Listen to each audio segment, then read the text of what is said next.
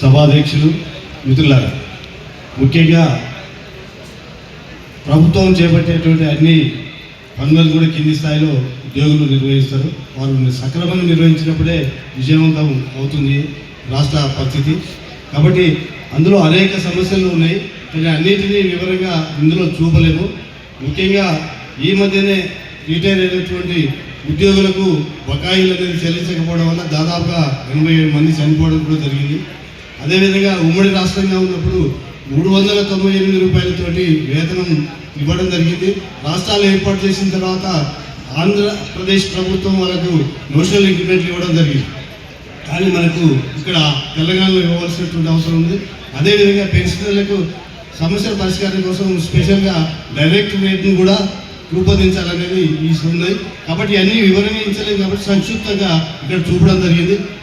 ప్రభుత్వం ప్రవేశపెట్టే ప్రతి పథకాలను కింది స్థాయిలో ప్రజల వద్దకు తీసుకెళ్లి అమలు చేసే బాధ్యత ఉద్యోగులనే విషయం ప్రభుత్వం గ్రహించాలి. ఉపాధ్యాయ ఉద్యోగులు సంక్షేమం చూడవలసిన బాధ్యత ప్రభుత్వానికి. గత బీఆర్ఎస్ ప్రభుత్వం ఉద్యోగుల సమస్యలను పట్టించుకోలేదు. రాష్ట్రంలో కాంగ్రెస్ ప్రభుత్వం అధికారంలోకి వచ్చి 2.5 ఏళ్లు కావస్తున్నా ఉద్యోగుల ఉపాధ్యాయుల సమస్యలకు పరిష్కారం దొరకడం లేదు. హామీలతో కాలయాపన చేస్తుంది. పెన్షన్ అనేది ఉద్యోగుల హక్కు. రాజ్యాంగబద్ధంగా సంక్షేమ రాజ్యంలో విశ్రాంతి జీవులను ఆదుకోవాల్సిన బాధ్యత ప్రభుత్వంపైన ఉన్నది. పెన్షనర్ల ఆర్థిక ఇబ్బందులు, అనారోగ్యం, మానసిక ఒత్తిడి గురి అవుతున్నారు. ప్రభుత్వం ఇప్పటికైనా స్పందించి పెండింగ్ పిఆర్సీలను అమలు చేయాలి. ఎంప్లాయీస్ హెల్త్ స్కీమ్ అమలు చేయాలి. పెండింగ్లో ఉన్న డిఎలను వెంటనే చెల్లించాలి.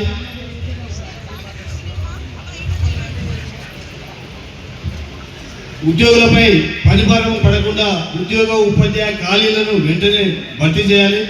కంట్రిబ్యూటరీ పెన్షన్ స్కీమును రద్దు చేసి ఓల్డ్ పెన్షన్ స్కీమును అమలు చేయాలి. రిటైర్ అయిన పెన్షన్లకు ఏకమొత్తంగా బకాయిలు చెల్లించాలని తీర్మానం ఇక్కడ ప్రవేశపెట్టడం జరిగింది.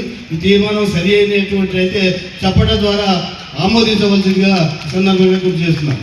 ధన్యవాదాలు.